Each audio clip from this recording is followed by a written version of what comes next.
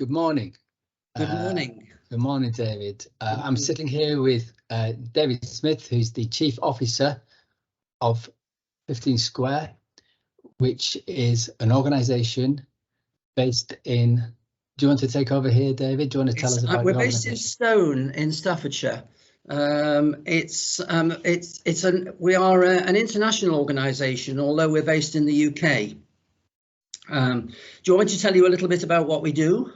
Please, if you would. Yeah, and how it was founded. Right. The organisation was founded in 1994 when a doctor read an article about foreskin restoration that was published in America. And there were several groups in America.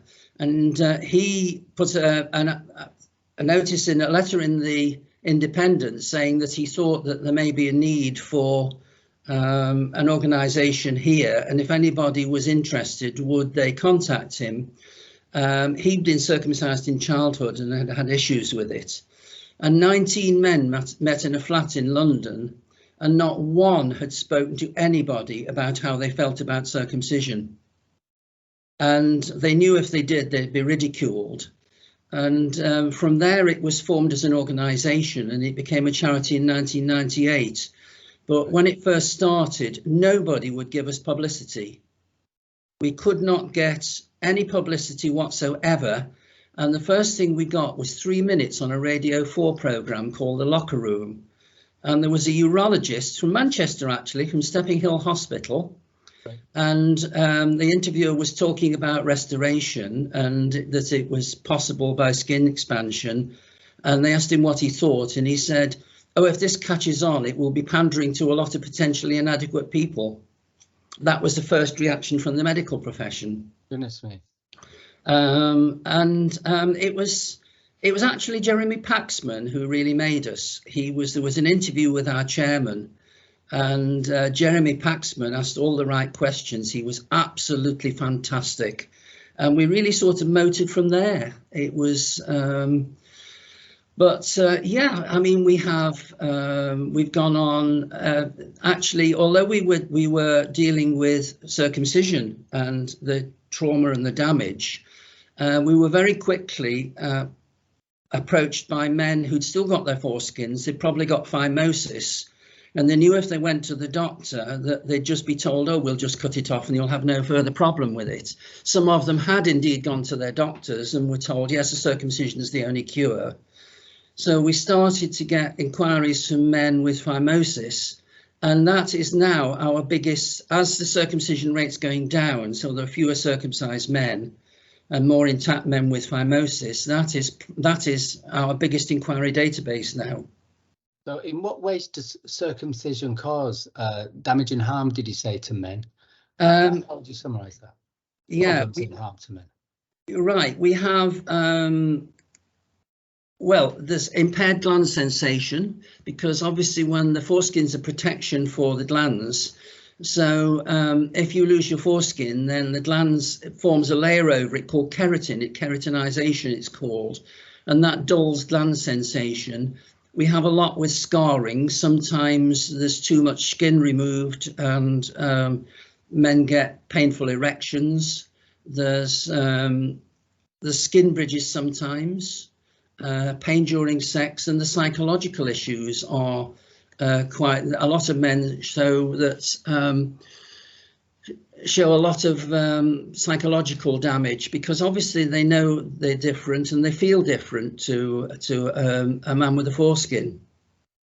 And also there's been a lot of research, and the research has shown that a lot of a body part in the way that a mastectomy or a hysterectomy has an impact on a woman, the same thing can happen to men.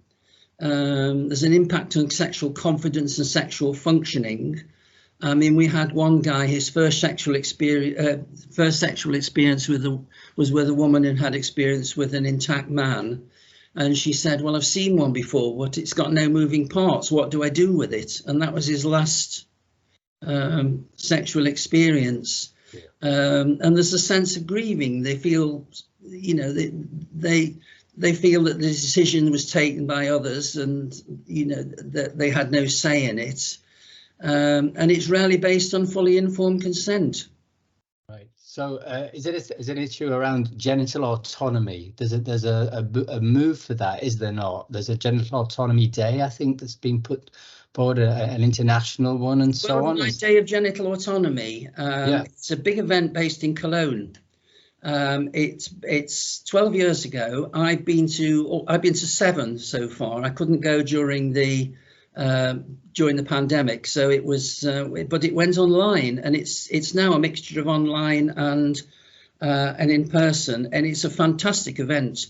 I meet a lot of colleagues from around the world, and there was a Cologne ruling in Cologne in 12 years ago, and a 4-year-old boy almost bled to death from a non-therapeutic circumcision, and it came before the court. Was this legal?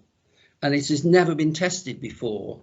And the judge said, yes, it's. I've looked at the evidence, and it is not technically legal. So we won't prosecute any from past ones, but going forward we will.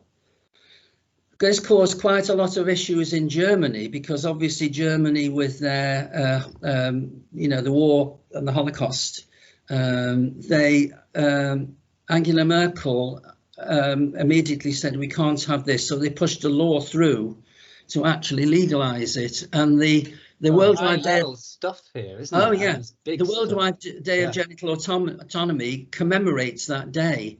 Right. And so on the 7th of May, there's a march in Cologne, and then there's speeches in the market square, and it's online. You can see them all online. I mean, it's a really great event. It's a network. You get people from all over the world coming, and people send their presentations in. They're digitally enhanced, and it's all online. So you joins FGM campaigners and transgender. It's a really good event. I'm one of the organisers, actually. It's odd. You think it would be just a basic human rights issue, that you have control over your body, and you need to make an informed decision about circumcision when you are aware enough to do so.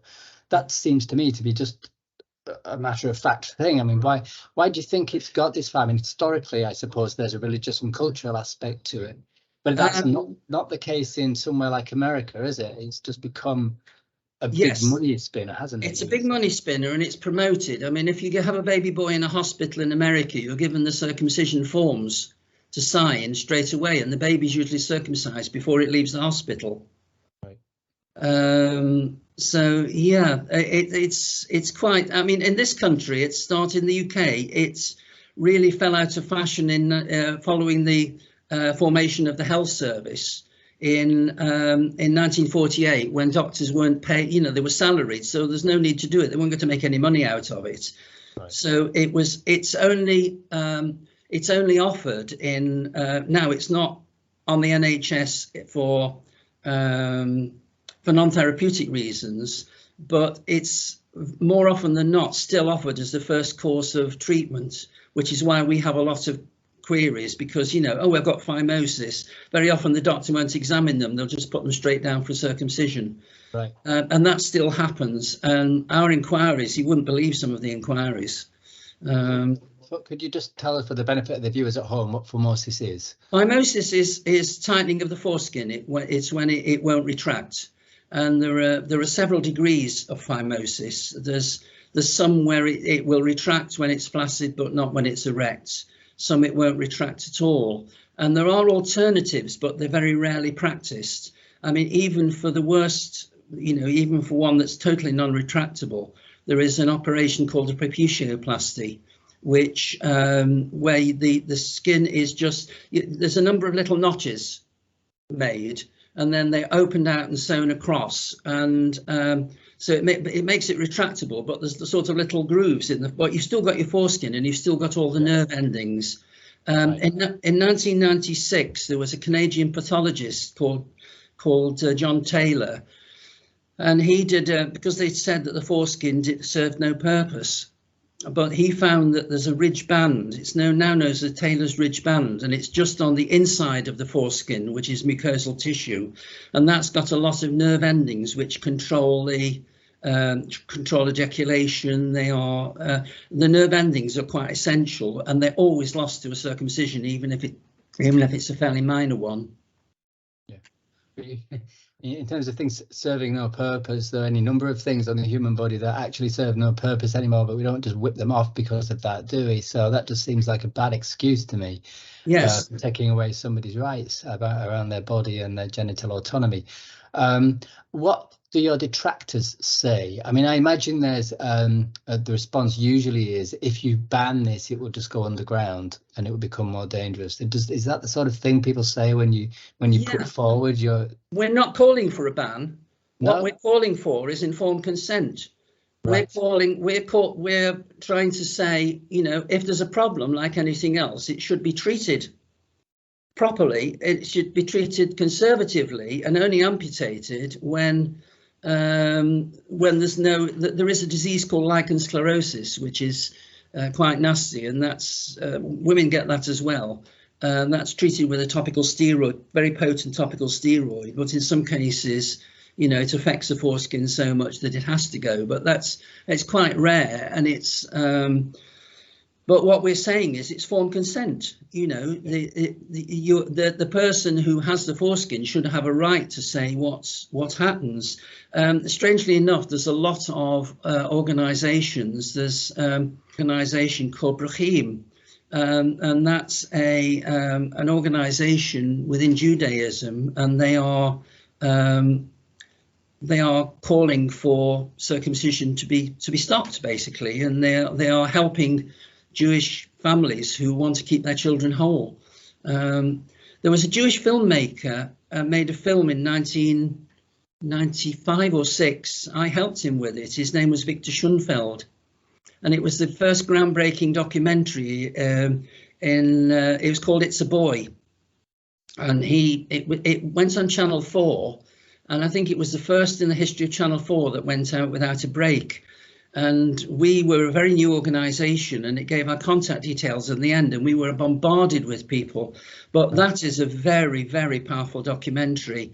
It shows they filmed a bris, a Jewish circumcision on an 8-day-old baby. The father wasn't Jewish, the mother was, and so that it became obvious that it was going wrong. And you saw the father sitting it panned to the father sitting a few days later outside the intensive care unit, tears streaming down his face. He didn't know whether his son was going to live or die. It was a really, really powerful documentary, and that's really what launched us in a way, because that gave us the publicity that we didn't have. So it's a live issue. It's a live issue. It's not going away here any day soon. So we do need to get men talking about this in Manchester. Before we just mention that, I want to mention Alex Hardy. And a lot of the inquiries we get, you were talking about the damage, are from men, and it differs. Those that had it done before puberty, it's like being born colourblind. You think what you've got is full sight. You don't know a difference because you've never experienced it. Yeah. So those men usually have psychological issues. They may have physical issues, like they've lost a frenulum or something, but more often than not, it's psychological, because they look and they feel different.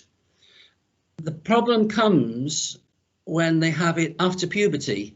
Usually it's phimosis, and they go to the doctor, and the doctor says a quick circumcision. Are there any downsides to it? No. They have the operation, and then they are absolutely devastated because they've gone from having full sight to being colourblind. One of the most powerful presentations that's on our website is by Leslie Roberts.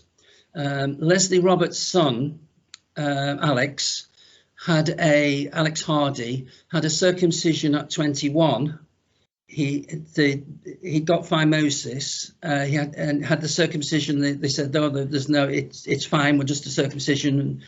2 years later, he could no longer live with the damage and took his own life. I've had 4 of our service users have taken their own lives. With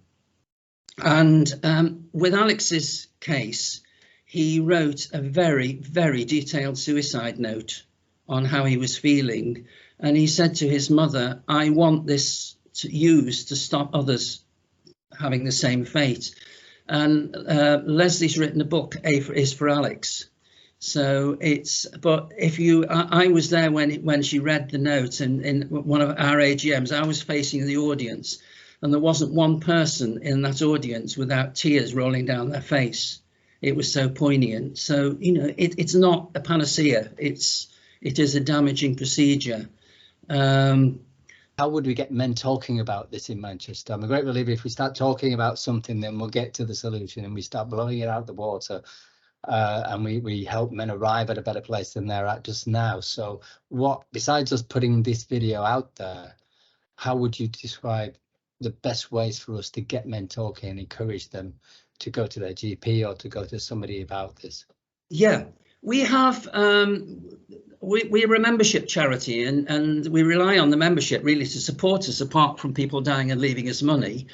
And also being a member means that you have to sign up to our code of conduct, basically, because, you know, we've had people who've been quite argumentative in the past, and it puts men off. So it creates a safe haven. And we have meetings about every 6 weeks, and we call them Together Not Alone.